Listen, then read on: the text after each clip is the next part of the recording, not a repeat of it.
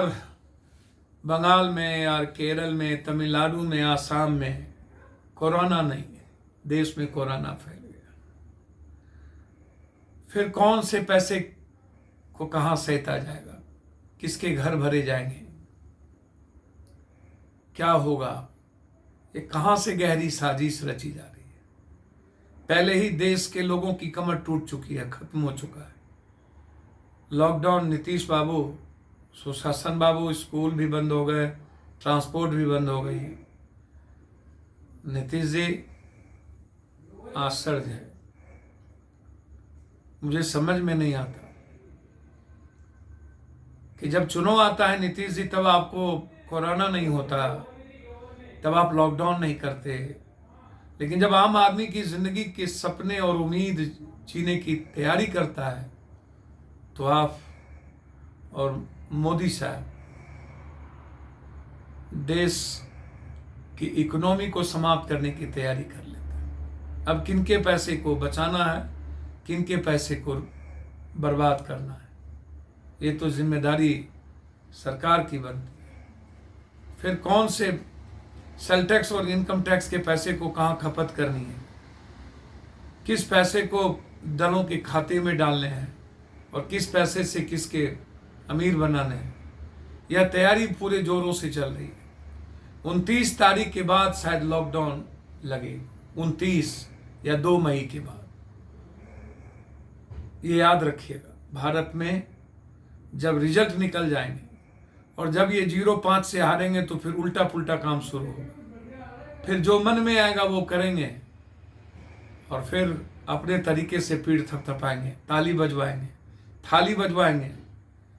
1.5 साल से ऊपर हो गया, कोरोना नहीं गए, ताली थाली और महादेव और पटाखे नहीं छूटे, मोमबत्ती और लालटेन नहीं जली। उसके बाद सब कुछ मौन हो गया, रुक सा गया, थम सा गया। और फिर एक व्यवस्था बंद कर दीजिए, या नहीं तो आप एजुकेशन, कोचिंग और एजुकेशन सिस्टम को सुदृढ़ करने के लिए स्कूलों को आप सरकार पैसा दे। बच्चे की जिंदगी आप बर्बाद कर रहे, स्कूल समाप्ति की ओर है। फिर मॉल और दुकान सब कुछ समाप्त हो जाएंगे। आधी भारत की अर्थव्यवस्था वैसे ही समाप्त हो चुकी है और आप आम लोगों की जिंदगी तबाह करने में लगे हैं। मैं नीतीश बाबू से आग्रह करूंगा, यदि आप ट्रांसपोर्ट की बंद करने की बात करते हैं तो उनके टैक्स को भी खत्म करें, और जितने दिन ट्रांसपोर्ट बंद रहेंगे उनकी सारे भाड़े और सारे जो बैंक के लोन है उसको आप खत्म करें। सिर्फ एक तरफा कार्रवाई ये सही नहीं है। स्कूल में बच्चों की फीस ना लगे और स्कूल की बिजली और स्कूल के जो लगातार इकोनॉमिक हरास हो रही है उसके पैसे सरकार भरे, सिर्फ अपनी पीठ थपथपाने के लिए। और हम पीछे नहीं तो हम पीछे नहीं, 1 नंबर पर हम रहें, इसके लिए आम जनता को मारा नहीं जा सकता है। यह लॉकडाउन बिल्कुल गलत है और यह समझना पड़ेगा कि चुनाव जब होता है तो लॉकडाउन क्यों नहीं होती, जहां चुनाव होता है वहां कोरोना क्यों नहीं होता, और चुनाव के बाद फिर लॉकडाउन की तैयारी क्यों होती। इस गहरी साजिश को जनता को समझना होगा। ये मेरा आपसे आग्रह है। धन्यवाद। दुख पहुंचता है लगातार जब ये सुनता हूं कि मंत्री मधुबनी में होते हैं, दरभंगा में होते हैं और एक लाइन भी ट्वीट तक नहीं कर पाते। सिंचाई मंत्री, इतना बड़ा नरसंहार, इतनी बड़ी घटना। व्यक्ति कोई हो, जाति से मतलब नहीं हो सकता, वो क्रिमिनल है, वो एक गैंग है जो शराब माफिया है, जो शराब की तस्करी करता है नेपालों से। कोई भी हो, हम इसको जाति के रूप में नहीं देख सकते। जो लोग आज इस तरह के वातावरण बना रहे हैं कि 6 लोगों की हत्या ही अपने आप में एक भयानक घटना को जन्म देती है, एक बड़ा नरसंहार। एक परिवार जिसके मासूम बच्चे छोटे छोटे विलखते हुए, भीतर बेबसी, उम्मीद समाप्त, लेकिन आक्रोश।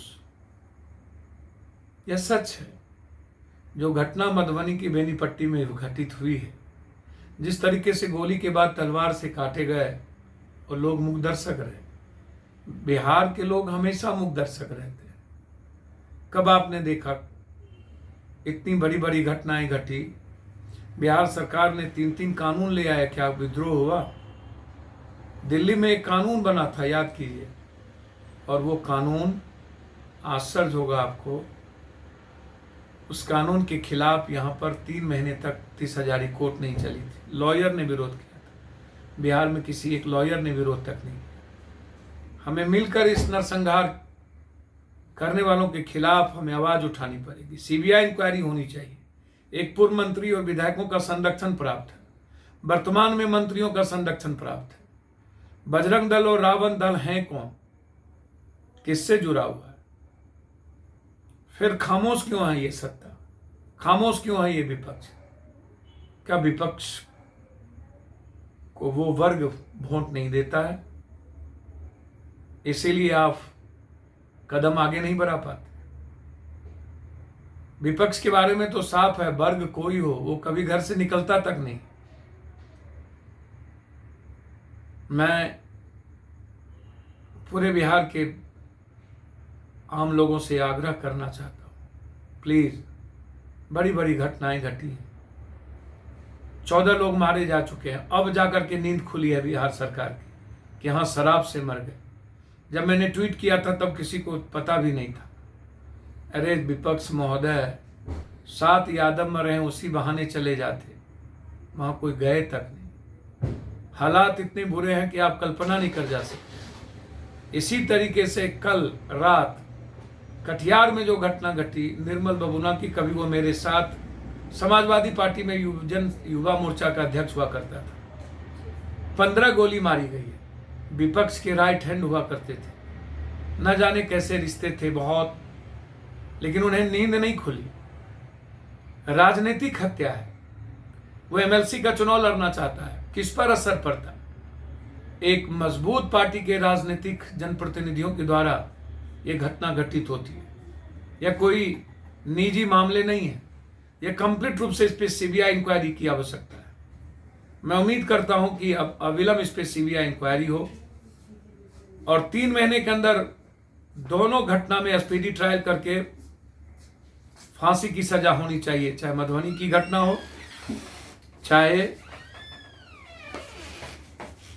सालमारी कटिहार की घटना हो। जिस हद तक मुझे जाना पड़ेगा मैं जाऊंगा। हमारे पार्टी के नेता वहां पहुंच चुके हैं, जहां जहां जहरीले शराब से, चाहे वो बेगूसराय का मामला हो, चाहे वो सासाराम का मामला हो, चाहे वो नालंदा का मामला, हमारे लीडर वहां पहुंचे हैं। कल बेनीपट्टी भी जाएंगे। मैं बिहार पहुंचते ही 5 जगह जाने का प्रयास इस हालात में करूंगा, लेकिन मैं उम्मीद करता हूं कि निश्चित रूप से बिहार सरकार इस दोनों घटना की जांच सीबीआई से कराए, अविलंब इंक्वायरी सेटअप हो और शराब माफियाओं पर नकेल कसे जाए। शायद एक उम्मीद जगे। जो घटना घटित हो रही है लगातार, इधर भी मैंने सुना कि पिपरा में 3 लोगों की हत्या कर दी गई और फेंक दिया गया, सुपौल के पिपरा। लगातार घटना, होली कम खेले गए, खून की होली ज्यादा खेली। तो सोचना आपको है।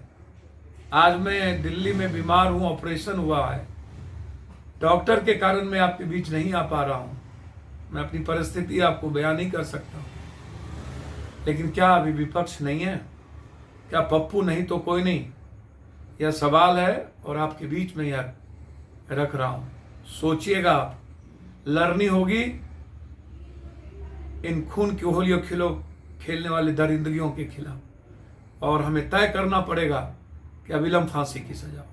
धन्यवाद, नमस्कार।